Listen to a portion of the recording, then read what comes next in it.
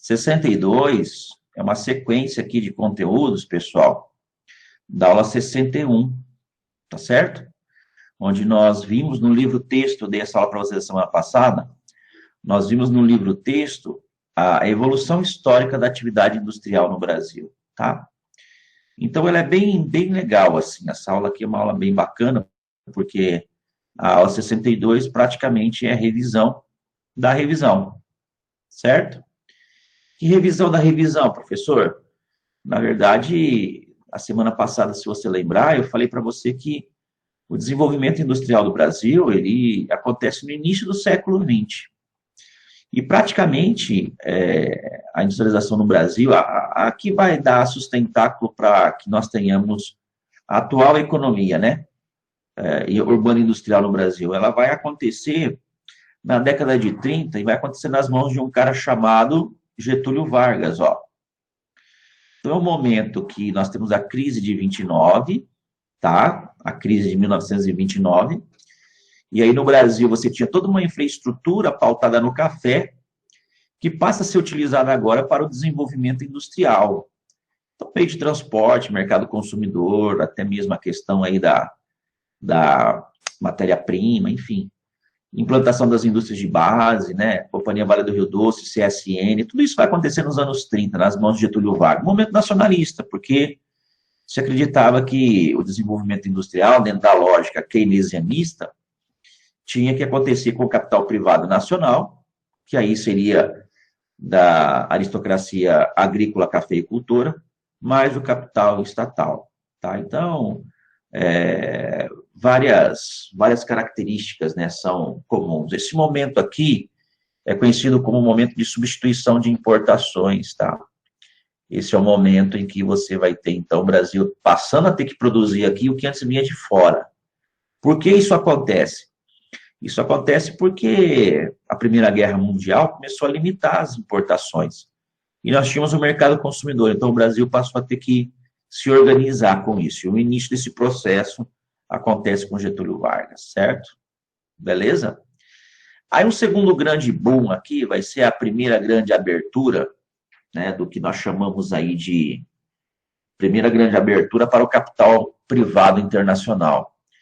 Então, ele vai acontecer aí, principalmente, pós Segunda Guerra Mundial, lá nos idos dos anos de 1950, por exemplo, nas mãos de um cara chamado Juscelino Kubitschek. Tá? Então, é JK, que vai fazer o quê?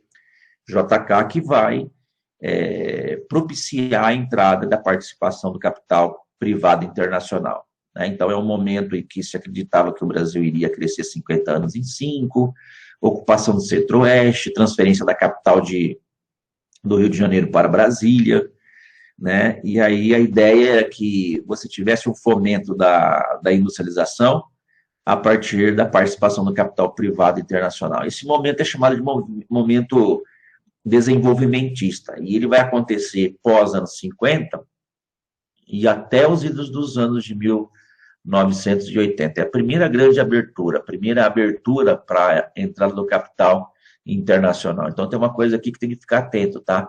Que é o tripé econômico. O que é o tripé econômico? É o desenvolvimento industrial com base no capital privado nacional, capital do Estado, estatal, e o capital privado internacional. É nesse momento que nós temos a entrada de multinacionais do segmento automotivo, eletroeletrônico.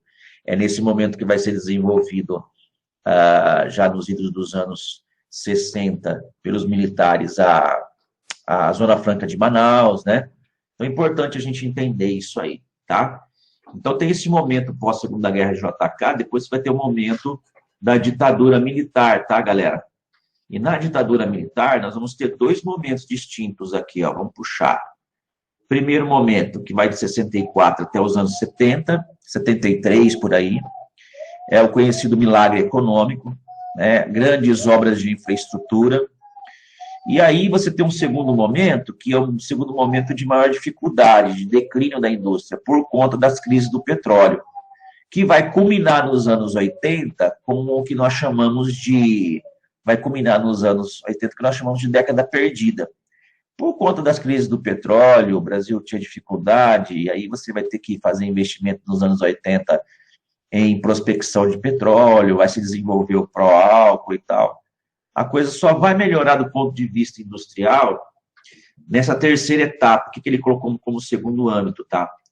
Então, a partir dos anos 1990, o que vai acontecer? Nós vamos ter um presidente que vai fomentar o neoliberalismo no Brasil. Estamos falando de quem? Fernando Henrique Cardoso, tá?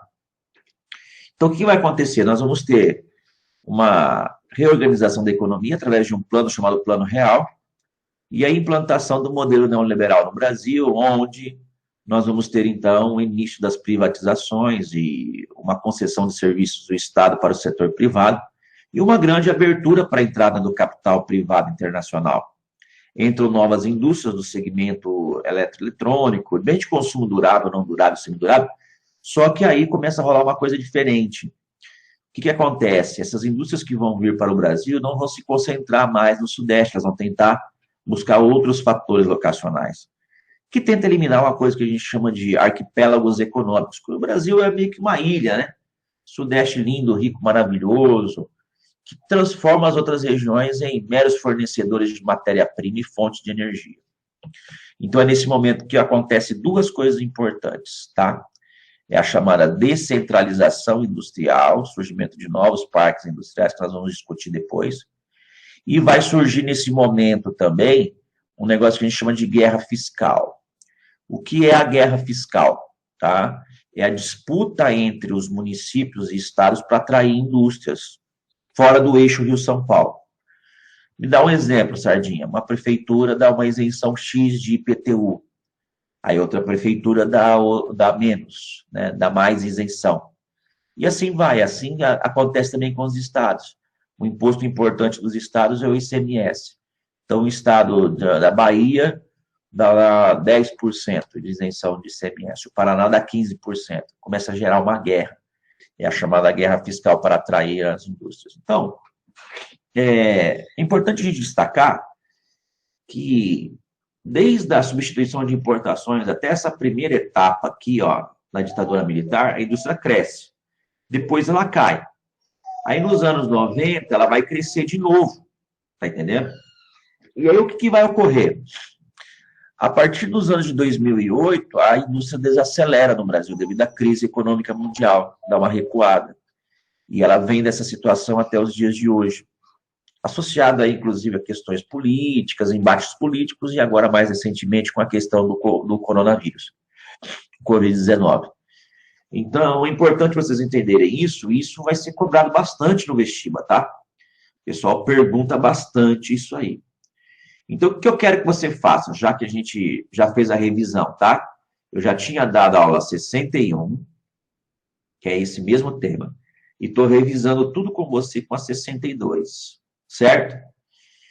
Então, o que eu quero que você faça, já que nós fizemos o exercício 1, que foi letra A, fizemos o 2, que foi letra C, e fizemos o 3, que aí a resposta foi 20, tá? Eu quero que você faça o exercício 4, 5 e 6, que é um aprofundamento dessas questões que eu coloquei para você sobre evolução da indústria no Brasil, tá bom? Então, eu vou dar uns minutinhos para vocês aí, ó. São agora aí mais ou menos São mais ou menos aí 9h55. Eu vou dar aí para você aí uns 4, 5 minutinhos aí para você fazer isso aí, tá? Aí o professor volta daqui a pouco para fazer a resolução com vocês, tá bom? Então, agora chegou a hora de fazer a atividade referente à aula número 62, Desenvolvimento da Atividade Industrial no Brasil. Boa atividade, daqui a pouquinho o Sardinha volta, tá bom? Valeu, moçada.